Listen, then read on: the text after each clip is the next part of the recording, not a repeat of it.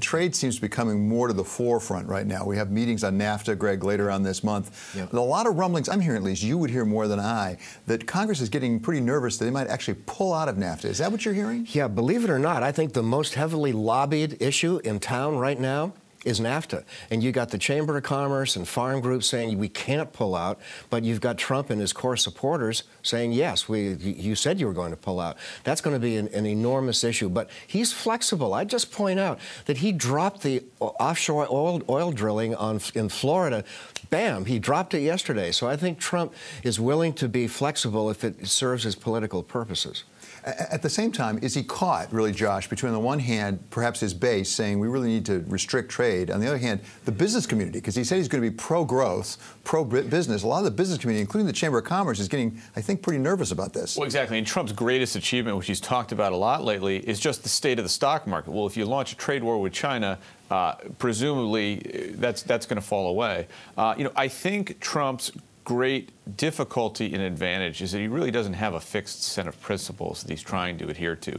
He is willing to do whatever is going to get a deal done. In the case of tax reform, it was more or less easy because Republicans all wanted to get there, and it was pretty clear he wouldn't need Democratic support. Now, however, I think he is going to need Democratic support, and that's a whole different ball of yarn.